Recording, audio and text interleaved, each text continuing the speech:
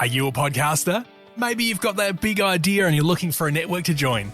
The multi-award-winning Ozcast Network can get your content to eyes and ears all over the world.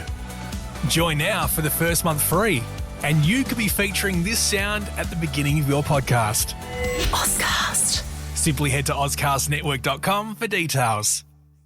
All right, so, we love to dive deep into some of the more interesting sports stories that are out there. And you sent me this one from USA Today, and it's about the University of Texas firing their head men's basketball coach, Rodney Terry. Yeah, this was a big story. Obviously, a lot of people following it closely, and it's interesting to see how it all unfolded. So let's try to unpack this together, kind of figure out, what happened here and what it tells us about, this program. Okay, sounds good.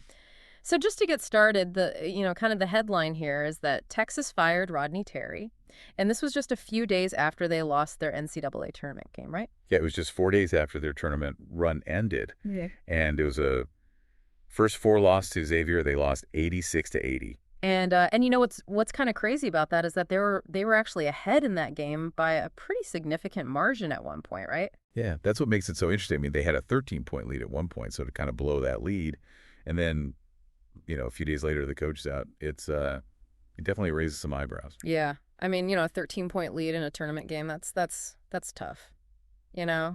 And Terry overall, he had a winning record, right? 62-38. Yeah. Over 2+ seasons.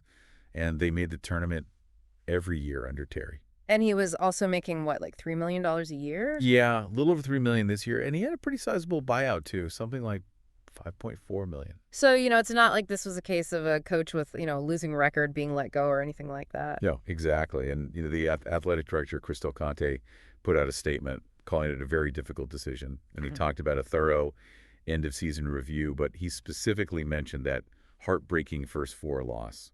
So it definitely seems like that loss played a major role in the decision. Yeah, I mean, it sounds like, that loss was really kind of the final straw. But before we get too much into that, it's worth remembering how Terry even got this job in the first place, right? He was an assistant before all of this. Right. He was an assistant under Chris Beard.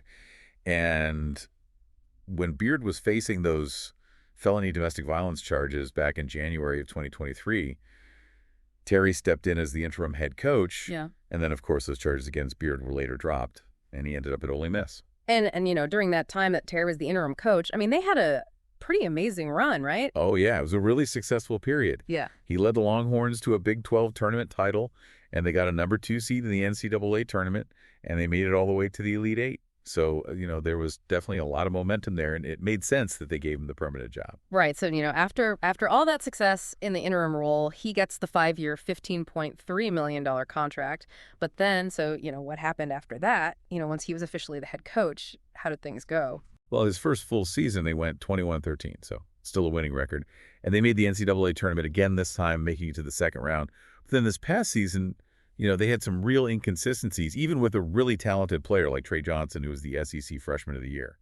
Yeah, the report I read mentioned that they had some pretty rough stretches during conference play. They did. They had 3 different times where they lost 3 conference games in a row and ended up with a 6-12 record in the Big 12.